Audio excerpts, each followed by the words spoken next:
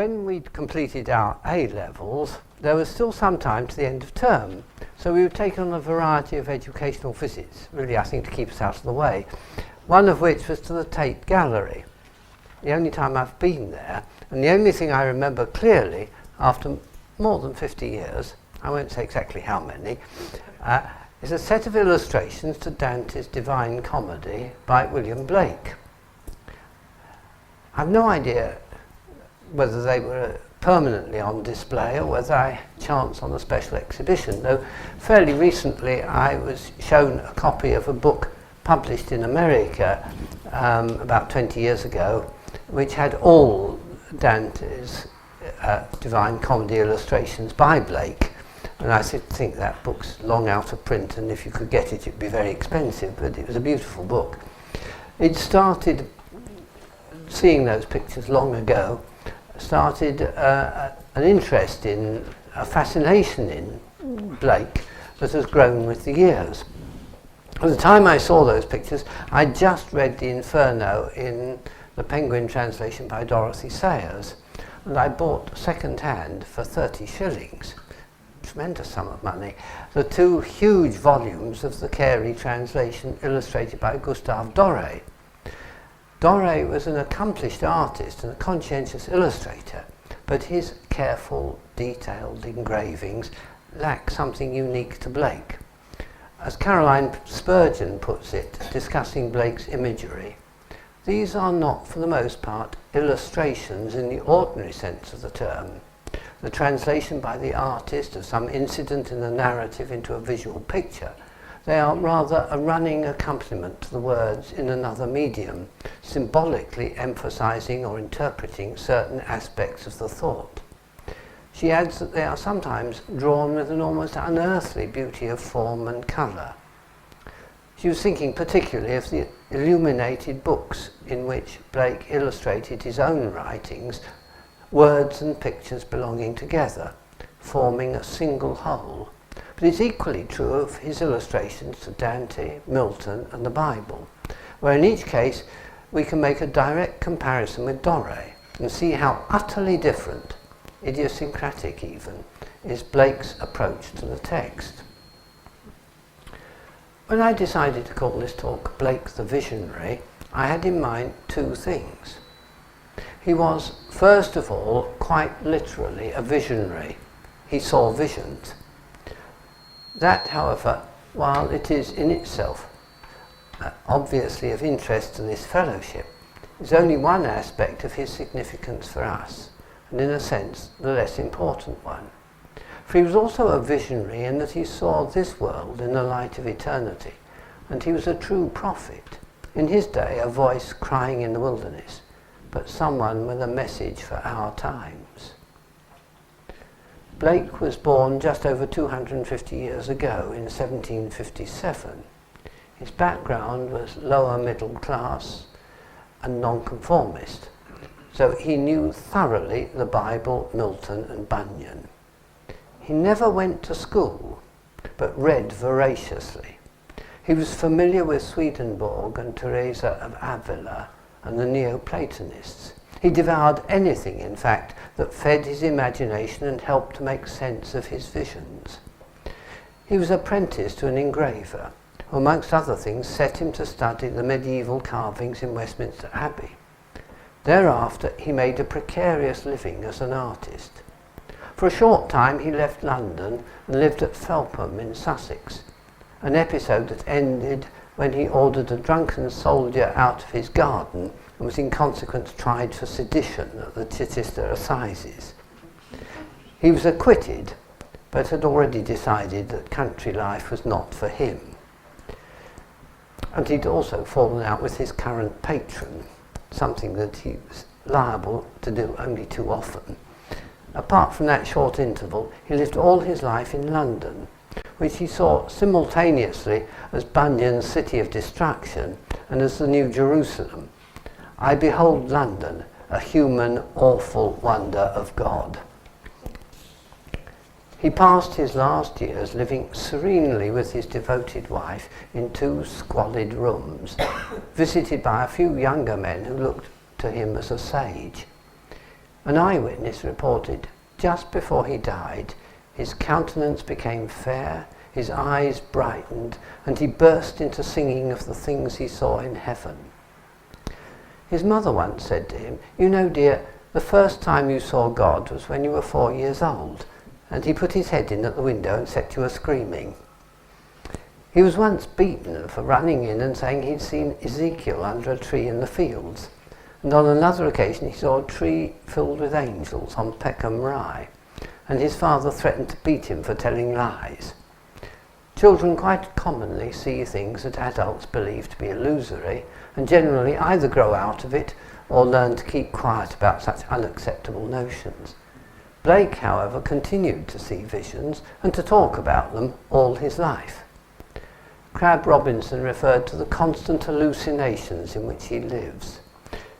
When his much-loved younger brother died, Blake said he saw his spirit rising through the ceiling, clapping his hands for joy. Whether that's somebody actually observing an out-of-body experience, I don't know. Afterwards he said, "With this spirit I converse daily and hourly in the spirit, and see him in my remembrance in the regions of my imagination. I hear his advice, and even now write from his dictate." He believed that his brother had helped him to solve the technical problems of producing his illuminated books, and he further claimed that much of his writing was dictated to him. "I am under the direction of messengers from heaven, daily and nightly." Most of his contemporaries regarded him as a madman, but he was extremely matter-of-fact about his visions and treated them as perfectly natural and unremarkable. Who else would have said, "After dinner I asked Isaiah..." Aware, however, that not everyone took them seriously, he looked round for support and found it to some extent in the writings of Swedenborg and St. Teresa. For a time he belonged to the new church, and unusually for his time and background, he was by no means hostile to Roman Catholicism. As an artist, his style was unique. As Robert Frost in a poem makes Eve say, "It's God. I'd know him from Blake's picture anywhere." Nicholas Pevsner, in The Englishness of English Art, remarked, "No one can fail to recognise a Blake." Blake's problem as an artist was that he lacked what Kathleen Raine described as the immense advantage of an inherited traditional language. He had a remarkable visual memory and absorbed some extraordinarily diverse influences. As Raine points out, the sinuous flowing lines of his drapery, the elongation of his figures, derived from the decorated or flamboyant Gothic architecture which he knew in Westminster Abbey. Unlike most of his contemporaries, he had considerable respect for the Middle Ages. He might have been a precursor of the Gothic revival, only he had no followers, and when the Gothic revival came, it did not, as he had done, learn from the past and make of it something new, but produced for the most part only pastiche and imitation. We have to remember that Gothic art was the only art of the past he knew at first hand. He knew Greek art only through Flaxman and Wedgwood. He idolised Raphael and Michelangelo, but as he'd never been abroad, he knew their work only from prints. Obviously, no good colour reproductions of old masters then existed. His attitude to his art was very like that of the painters of icons who approached their work with prayer and fasting. Blake turned to his wife and said, "It's just so with us, is it not? For weeks together when the visions forsake us. What do we do then, Kate?" "We kneel and pray, Mr. Blake." Interesting that he called his wife Kate and she called him Mr. Blake. I suppose that's of the period. Blake's tragedy was that he was a solitary genius, attempting to express in his writing and painting ideas and visions which few of his contemporaries could understand. With no living tradition to guide him, he had to find his own way, and he founded no school. Samuel Palmer, who revered him and used to kiss the threshold of his poverty-stricken dwelling when he visited him, was equally a visionary, but his paintings owe little or nothing to Blake. There's very little scenery in Blake's pictures, He concentrates on what he called the human form divine. Palmer, by contrast, paints landscapes of unearthly, haunting beauty. Blake was a Londoner, never very happy away from the city. Palmer found in Shoreham something not far short of the earthly paradise. Turning now from Blake the visionary artist to Blake the visionary writer, I have to confess that I find the greater part of his prophetic books disjointed and obscure, making it not unlikely that he did indeed practice automatic writing, with no conscious critical control over what he set down. I'm comforted to discover that the editor of the Oxford Companion to William Blake refers to his fundamental unreadability. The late Sam Goldwyn coined a lovely phrase, on the surface profound, but deep down superficial. That to me is true of much of Blake's private mythology. In the songs of innocence and experience, and embedded here and there in his long and turgid prose poems, there are lyrics of utter simplicity of form and language, but great depth of meaning. There are also many one-liners, proverbs and gnomic utterances that stick in the mind and make one see things in a new light. It has, however, to be admitted that he has not succeeded in providing a mythology for Britain. He fails to communicate, largely because, unlike Tolkien or Pullman, he lacks narrative skill. The clearest exposition I know of his thought and its place in the history of English mythological writing is to be found in Camelot and the Vision of Albion by Geoffrey Ashe. Kathleen Raine believed that Blake was deeply read in the Western esoteric tradition. T.S. Eliot, on the other hand, regarded him as a philosophical Robinson Crusoe, using whatever came to hand to provide for himself what he needed.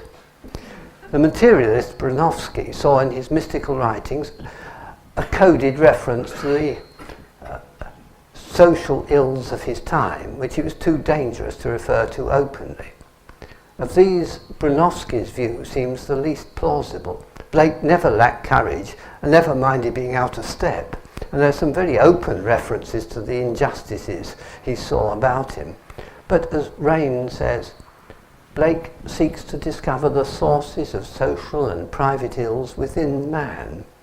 Only a change of heart and mind of the nation can create a new society and new cities less hideous than those created by an atheist and mechanistic rationalism. Blake gradually renounced politics for something more radical. Politics and religion alike came to seem to him an evasion of the one thing needful. He saw history from within. In the succession to the prophets of Israel, he addressed the English nation at the level of spiritual causes, not of day-to-day policy. Blake is in a sense a precursor of the New Age. His time has perhaps now come. Everybody knows his reference to dark satanic mills desecrating England's green and pleasant land. And if I may again refer to Doré, his engravings of the 19th century industrial landscape bring home to us just how dark and satanic the mills were.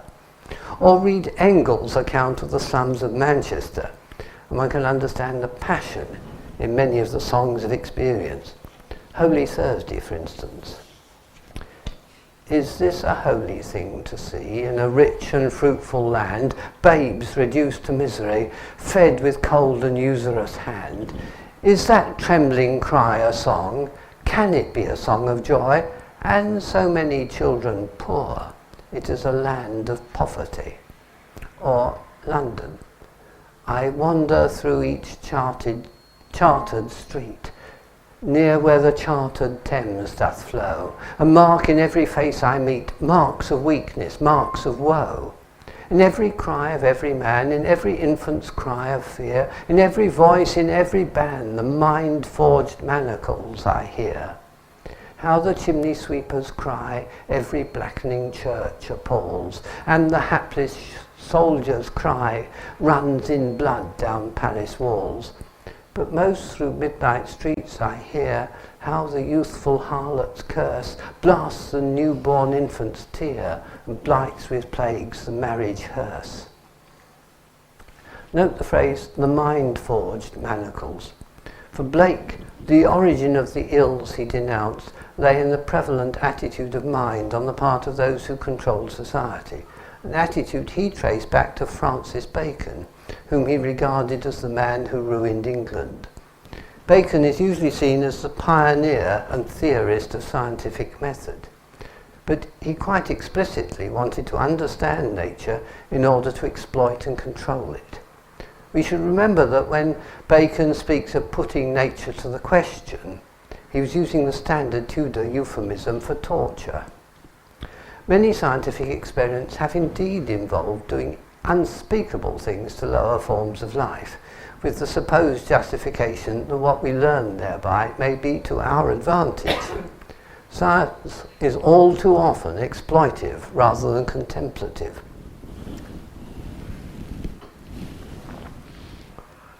One of Blake's invented mythological figures is Urizen, whom Ash describes as a self-willed despotic mind, cutting human beings down to fit systems.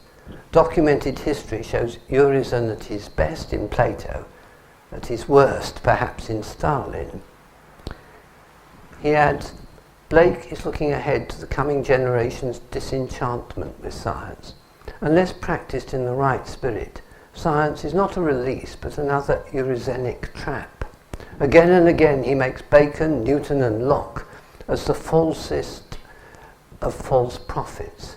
They've brought back Urizen, the demon of closed systems, in another guise. Theirs is a science of uniformity, abstract law, calculation. Their kind of science is a dissection in which everything that matters escapes, leaving man dwarfed and helpless. Again, in effect, the scientific thinker defines the rules of proof in advance so as to exclude whatever he wants to exclude. One thinks of Professor Dawkins saying that he would willingly believe in telepathy, only there's no evidence for it. Saruman in Tolkien's Lord of the Rings is described as having a mind of metal and wheels, and he does not care for growing things except insofar as they serve him for the moment. That is precisely the attitude of mind that Blake denounces. The tree which moves some to tears of joy is in the eyes of others only a green thing that stands in the way. It is this materialistic, mechanistic, commercial and exploitive attitude that has brought us to our present straits. And there's little sign yet of the change of heart Blake hoped for. What was then still in its infancy now threatens our survival. Blake saw it clearly, even if he expressed himself obscurely. Allied in Blake's mind to mechanistic and exploitive science was the organised religion of his day, which he saw as moralistic and repressive. Take, for instance, his poem The Garden of Love. I went to the Garden of Love and saw what I never had seen.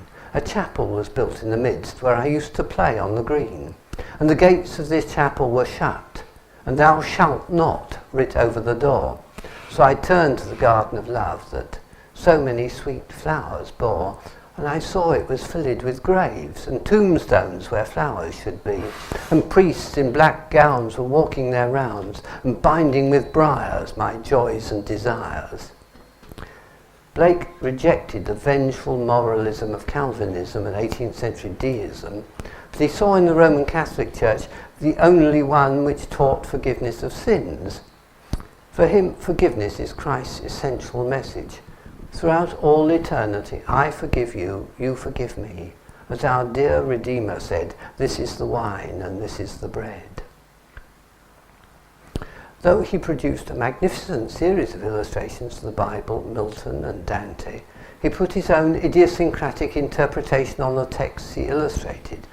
As Ash says, he's intensely religious, steeped in the Bible, but he supplies meanings of his own, which sometimes invert the orthodox meanings.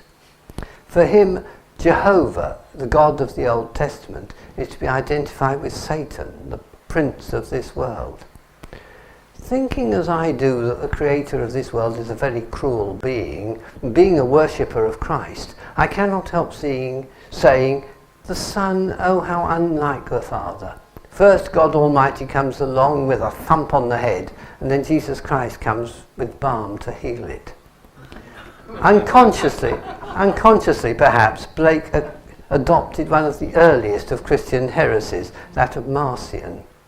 Certainly, if one believed, as nearly everyone did then, that all the cruel and vengeful elements in the Old Testament directly intended by God, it would be difficult to dispute Blake's view. It's not always realised that his series of illustrations to the Book of Job, which inspired Vaughan Williams' Mask for Dancing, incorporate his understanding that the God who tortures Job is really Satan. His attitude to Milton was ambivalent. He admired him as a poet, but totally rejected his Puritan theology. Indeed, he held that Milton was of the devil's party without knowing it. Philip Pullman, who draws on Milton and Blake for the mythological background to his trilogy, His Dark Materials, speculates that Milton disliked God without being able to admit it even to himself. But Pullman goes further than Blake, dismissing Christianity as a very powerful and convincing mistake. Blake would not agree with that, for however unorthodox a believer, he was very definitely a follower of Jesus. Not so much the Jesus of history as the cosmic Christ, the light that enlightens everyone, everywhere. He had, as an apprentice, worked on some of the plates for Bryant's new system of mythology, and his retentive visual memory reproduced details from them in his own later work. More importantly, although Bryant's archaeological assumptions seem absurd in the light of present-day knowledge, it was from him that Blake discovered in mythology a universal language of the human imagination. He also held, rather questionably, that the antiquities of every nation under heaven is no less sacred than that of the Jews. All had originally one language and one religion. This was the religion of Jesus, the everlasting gospel. Antiquity preaches the gospel of Jesus. Blake's theology is that of a self-taught man reacting against a dead and deadening form of religion. We may well regret his errors, but we need to ask ourselves how far the churches to which we belong justify his criticisms. It has been said that if a church is not part of the answer to a community's problems, it's part of the problem. In what has become Blake's most famous poem, Jerusalem, he speaks of the task of building Jerusalem in England's green and pleasant land. What he had in mind is hardly what the respectable members of the Women's Institute, singing his words with fervour, have in mind. Reacting against its use as a hymn, the Dean of Southwark seems to have missed the point altogether. Blake is a revolutionary, but without faith in political revolutions. After all, he could see for himself the French Revolution, welcomed at first by Wordsworth as the dawn of a new era, leading via the Terror to Napoleon, and the fall of Napoleon leading to the Holy Alliance.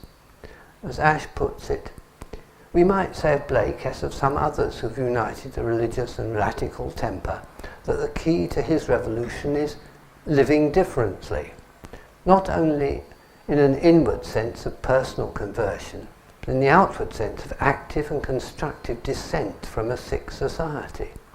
If enough people undertake it, a new alternative society will grow up with the old, and in the fullness of time transfigure it. 2 years ago, in the 250th anniversary of his birth, this fellowship took from a saying of Blake's the theme for its annual conference. If the doors of perception were cleansed, everything would appear to man as it is, infinite. For man has closed himself up till he sees all things through narrow chinks of his candle. There's an obvious echo here of Plato's famous allegory of the cave, which pictures the majority of the human race as prisoners, whose only knowledge of the reality outside their prison is provided by the shadows cast on the walls of the cave. In a recent book, Plato's Children, the philosopher Anthony O'Hare explores the many ways in which modern man is kept enthralled by virtual reality, Blake's mind-forged manacles. On one level, then, Blake is obviously right and disturbingly prophetic. On another level, he's obviously wrong. We're normally capable of receiving and decoding only a certain range of signals from the outside world. Mankind cannot bear too much reality. Blake believed in the fall and knew nothing of evolution. Our sense perceptions have evolved to enable us to survive. We could not, in this life, cope with seeing everything as it is, infinite. Mystics perhaps come nearest to doing so. Elizabeth Goudge, in her novel The Dean's Watch, puts it like this. The human brain was an organ of limitation. It restricted a grown man's consciousness of the external world to what was practically useful to him. It was like prison walls. Without them, possibly he could not concentrate sufficiently on the task he had to do. But in childhood and old age, the prison walls were of cloudy stuff, and there were occasional rents in them. Of Blake, it's been said recently, he was a man who lived on two planes simultaneously. Seeing heaven was not simply a reaction to earthly lack of success, a calculated move into another universe to avoid the realities of this one. Blake believed absolutely in his visions. Life in the here and now, for Blake, had that added dimension, that other sphere of consciousness, and he struggled throughout his life to convey it. He was a man who almost effortlessly managed to see a world in a grain of sand and a heaven in a wild flower, hold infinity in the palm of your hand and eternity in an hour. In a mission address in Oxford, Bishop John Taylor told the story of a young man who'd taken his family to the seaside. He had at one point to take his little boy across the road to the public conveniences. The expedition lasted all of half an hour, he told me, because every pebble, every bit of shell, every dry twig on the surface of that road was an object of such wonder that they had to squat and examine and exclaim. The bishop commented, "Heaven lies about us in our infancy, and even a visit to the loo can be the golden journey to Samarkand." Where did it go, that intensity of response? How comes it that most of us lose the gift of seeing the ordinary as extraordinary?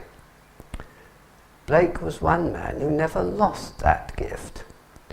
What, it will be questioned, when the sun rises, do you not see a round disk of fire somewhat like a guinea? Oh, no, no, no, I see an innumerable company of the heavenly host crying, "Holy, holy, holy is the Lord God Almighty." In his eccentric, idiosyncratic way, Blake can, if we take him seriously, help us to see as he saw and live as he lived. I give you the end of a golden string. Only wind it into a ball. It will lead you in at heaven's gate, built in Jerusalem's wall.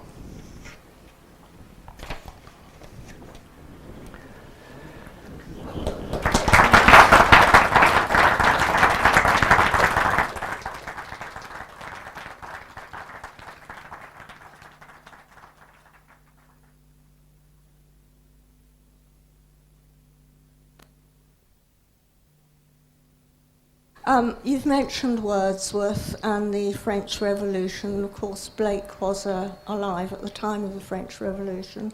Was he perceived by his contemporaries as dangerous in the way that Wordsworth was? I mean, Wordsworth been to France, and you mentioned Blake didn't go abroad. Or was he merely seen as eccentric, and that his ideas were were expounded at a later time? I think on the whole, I mean, as we know, Wordsworth had French contacts, and it originally was very much impressed by and thrilled by the beginning of the French Revolution. He subsequently became somewhat disillusioned, and as often happens to people, he got more and more conservative the older he got. But Blake, many people simply regarded him as so odd and eccentric they didn't need to bother about him. He certainly was as I said, tried for sedition because of the incident where a soldier trespassed on his garden and he ordered him out and probably said some rather unwise things about the military and the policy of the government of the time. Although he was tried for sedition, he was actually acquitted. And I don't think anybody bothered about him after that. He wasn't taken that seriously by the establishment. But he definitely was someone who had, so to speak, seen through the purely political revolution, which had not quite delivered the results that had been expected of it. Thank you, Michael, very much. I was very ignorant indeed about Blake, and I'd only really realised that he'd written Jerusalem. So it was an eye-opener. But could you explain, and you said very early on that he didn't go to school. Now, how was he able to write and take down what he had been told as a medium, really? He was an unusual and fairly delicate child, and I think his parents thought that the experience of school would be bad for him, that he'd be bullied or he would suffer. He was obviously received an elementary education in the 3 R's at home. He certainly was a fluent reader and writer, not just in English. But I think some of the authors he knew in their original languages. But it's perfectly possible to be reasonably educated without having been to school. And in fact, in 18th century schools, you're probably more likely to be educated if you didn't go to school. From his background, one where the Bible was constantly read and where selected, approved writers like Milton and Bunyan were also almost canonized alongside Scripture.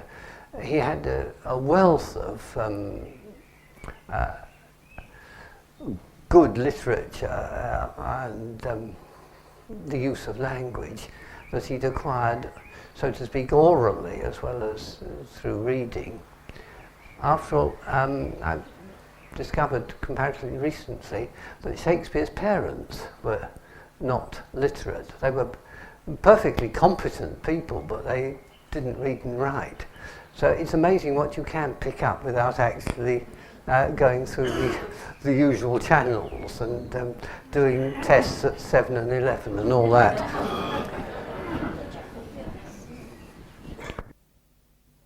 Can I pick up on the area you spoke of the time of the sort of Industrial Revolution and the anxiety about the wheels, Yes.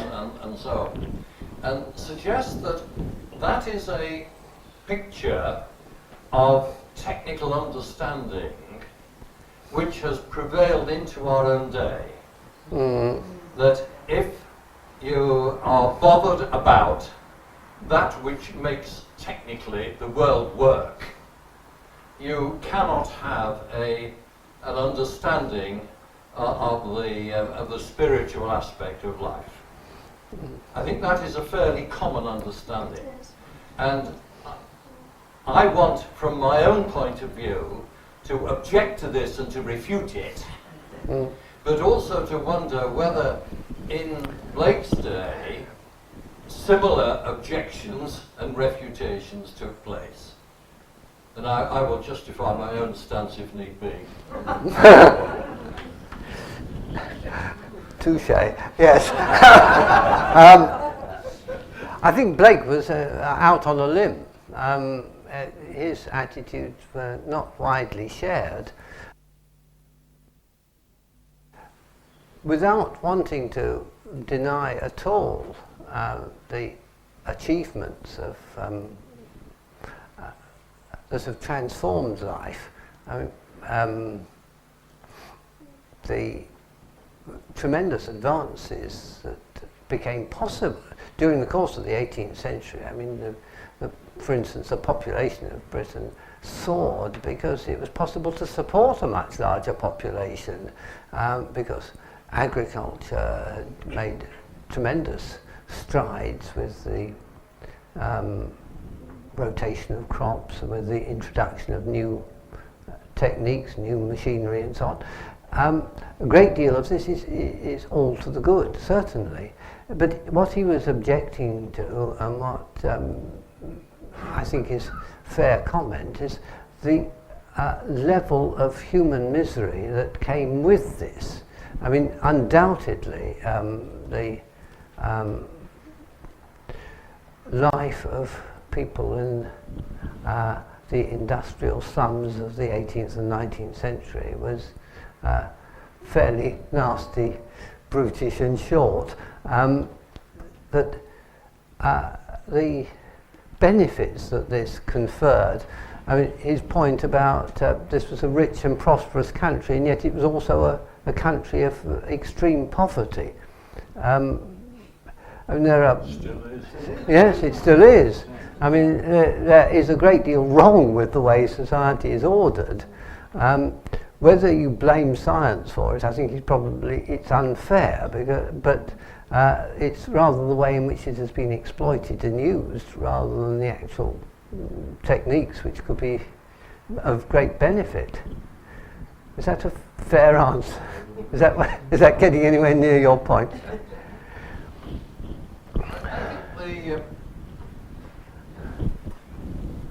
I think the point is that it is, in our own generation, too simplistic a division.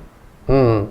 And the understanding that people who are involved with the technical world cannot have, by definition almost, cannot have a spiritual understanding. Mm. Yes, and as an engineer and a priest, quite. Yes, I quite take your point. Yes.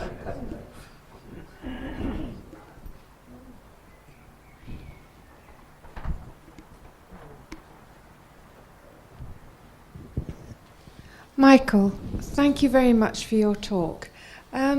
I'm not a very good person at reading Blake, and I wondered, beyond the Songs of Innocence, would you help us by suggesting something else that we could read that might help us get into the poetry? Honestly, this is difficult because the Songs of Innocence and Experience, those two quite slim books that were subsequently put together, contains almost the best of Blake, and really, if you tackle the long prophetic books, learn to skim and skip, and pick out the good bits. It's a lot of it is terribly turgid stuff, and I'm sorry, I don't really know what I would recommend you to read of those.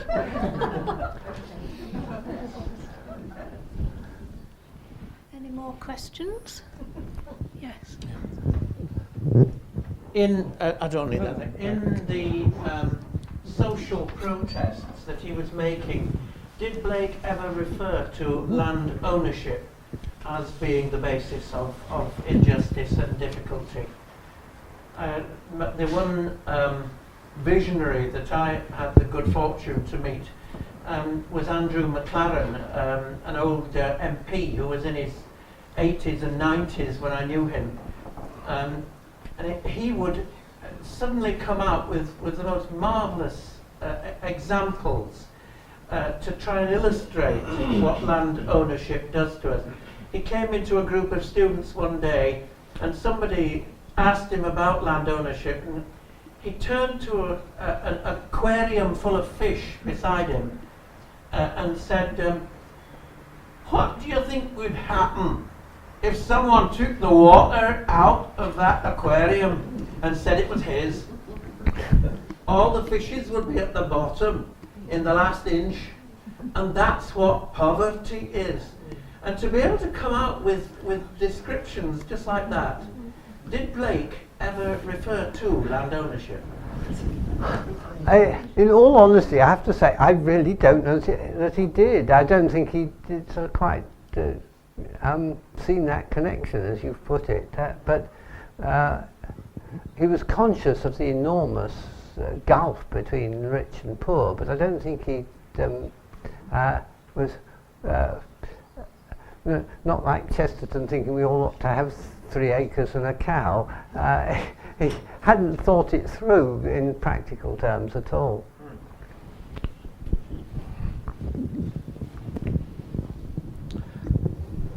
Michael, could I just raise one sort of wider issue, and that's the link between spiritual genius and aesthetic genius and insanity. What I think about is Malcolm Muggeridge, when he was talking about the Virgin Mary. He said, suppose a contemporary virgin, always assuming one could be found, he said, went to her doctor nowadays, her GP, and said that she was pregnant by the Holy Spirit. What would happen? And Muggeridge said, well, of course, she'd immediately be sent to a psychiatrist, and she'd be assumed to be mad and in urgent need of psychiatric care, and a clear case for abortion, so that a world urgently in need of a saviour, we would never get born. And he does raise this issue with people like Blake. I mean, supposing Blake went to his GP and said that he'd seen Ezekiel sitting under a tree, and a tree full of angels. How would he be treated nowadays? And where are we in this business between genius and insanity? Oh, that is a very large issue, isn't it? I think the straightforward answer to the actual initial question is that undoubtedly if Blake had the benefit of modern psychiatry, he would have been shut up. But most of his contemporaries just dismissed him as mad anyhow. The line between genius and madness seems to run very close, and one has to exercise a certain amount of discerning of spirits, know quite which you're dealing with.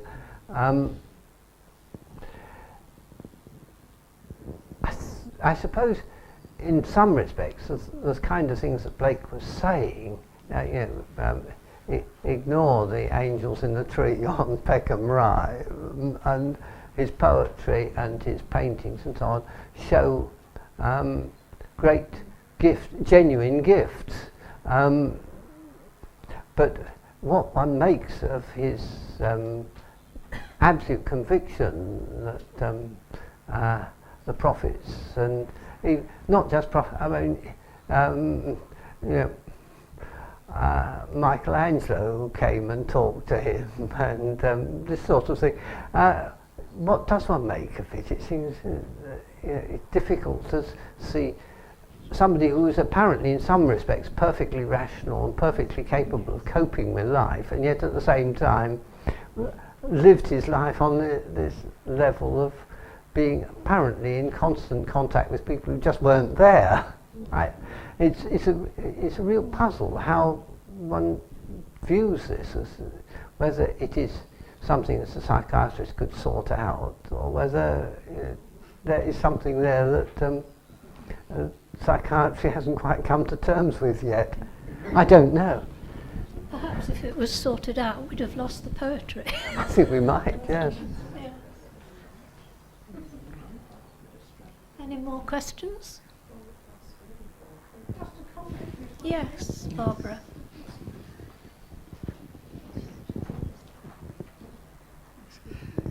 It's only a comment in relation to what Alex has just said, that in a minor way, surely, many of us in the fellowship are in the same situation.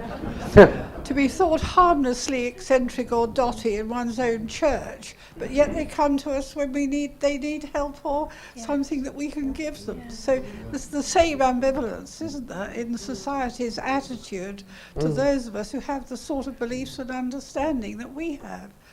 In a minor way, we're not ecstatics or visionaries, but we are dealing with the same sort of quandary in our own lives all the time.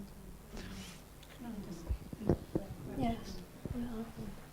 As a sort of sideways comment from Barbara's, one of the characteristics of creative people with bipolar condition, which used to be called manic depression, but I'm told I should now refer to it as bipolar. Can you hear me? Yes. Yes. Very often, something like lithium is prescribed by doctors to even out the two extreme ends of the condition. And this particular doctor friend of mine said that somebody who was an author who he'd given this to came storming into his surgery to say how dare he prescribe that, because all his creative impulses had gone. And he realized that what he had to do was bear the cost of the creativity, the cost of the manic end, if you like, in order to keep this creative flow going. And I think there's something in that which is quite helpful.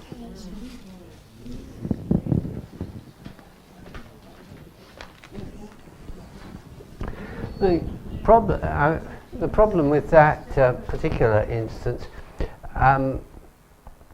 it's true one can iron out the conditions so that it ceases to be creative, but creativity needs to be in some measure disciplined. That quite a lot of what people think is deathless prose or poetry, when they're in a state of elevation, actually turns out to be sheer rubbish when they reread it in their more normal condition. One needs to be perhaps a little unbalanced to be creative, but there has to be some sort of control on it, or it just becomes part of the problem with Blake's prophetic writings is that I think there wasn't sufficient discipline, partly because he hadn't he was self-educated. He had no tradition in which he wrote or thought, and you do need the sort of, not exactly a straitjacket, but a discipline within which you can be creative, and he lacked that, and it's a danger of. I mean, not everybody who is bipolar is creative. Quite a lot of it is just self-destructive and destructive of others, I'm afraid.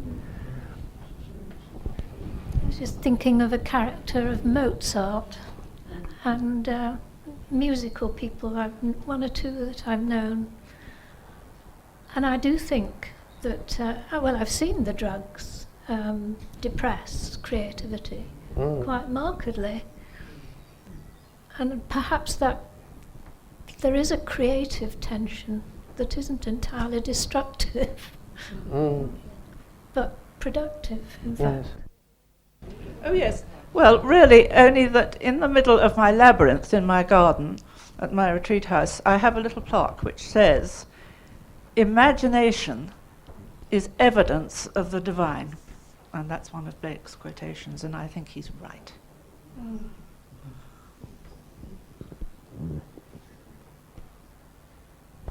That's a good example of what I meant by Blake's one-liners. There are embedded here and there are an awful lot of sort of almost thrown away remarks that stick in your mind and you think, there's something in that.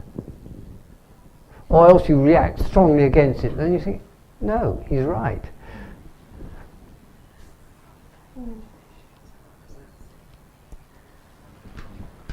Well, Michael, thank you so much.